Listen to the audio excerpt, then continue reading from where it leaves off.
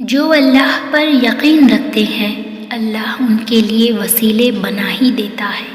اللہ سے دور جاؤ گے تو ہمیشہ خود کو ادھورا پاؤ گے۔ ہمیں خدا کے سوا کوئی سمجھ نہیں سکتا۔ دل سے دعا کرو تو اللہ کیسے نہیں رکھے گا تمہارا دل۔ اللہ کے دیے ہوئے امتحان کچھ منفرد ہوتے ہیں، ان سے نکلنے میں بھی اللہ ہی ہماری مدد کرتا ہے۔ اللہ کے ہاں ہر گناہ کی توبہ ہے مگر شرک کی نہیں، بے شک وہ غفور الرحیم اور معاف کرنے والا ہے۔ اے اللہ پاک، تیرا در ہو، میرا سر ہو اور یہ رابطہ عمر بھر ہو۔ دعا کے بعد یقین بھی رکھا کرو کیونکہ وہ المجیب ہے۔ دنیا کبھی مہربان نہیں ہوتی، ناز نخرے بس اللہ اٹھاتا ہے۔ قبولیت کی دیری میں اللہ کی آزمائش پوشیدہ ہے۔ اللہ کے ایک حکم کی بات ہے، پھر ختم ہو جائے گا یہ بھی امتحان۔ مشکلوں سے کہہ دو میرا اللہ بہت بڑا ہے۔ اللہ کے راضی ہونے تک صبر کریں، بہتر وقت آئے گا تو ہم پھر سے ملیں گے۔ جو آنسو اللہ کی آغوش میں بہائے جاتے ہیں ان آنسوؤں کا بھرم وہ کبھی نہیں توڑتا۔ اللہ پر بھروسہ رکھو، وہ صحیح وقت پر صحیح ہم سفر دے گا۔ رو کر مانگ لیا کرو رب سے، اسے کسی کے رونے پر ہنسی نہیں آتی۔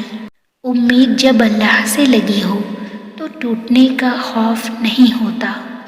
کچھ آنسو راز ہوتے ہیں ہمارے اور اللہ کے درمیان، اگر التجائیں رد ہونی ہوتی تو اللہ یہ کبھی نہ فرماتا کہ مجھ سے مانگو میں دوں گا۔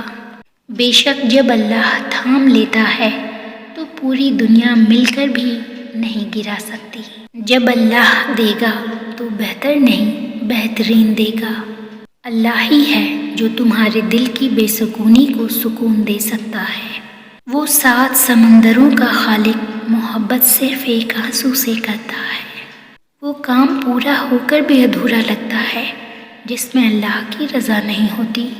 تکلیف میں صبر سے کام لو کیونکہ سونے کو آگ سے آزمایا جاتا ہے اور مومن کو صبر سے۔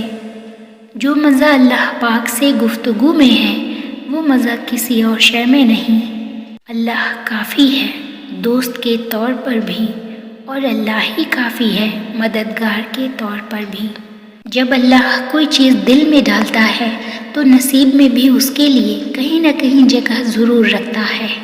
اللہ جانتا ہے کہ تم نے بے حد صبر کر رکھا ہے۔ وہ رب آنسو بھی پڑھ سکتا ہے، بول نہیں سکتے تو رو لیا کرو۔ جن مظلوموں کے ساتھ کوئی نہیں ہوتا ان کے ساتھ اللہ ہوتا ہے۔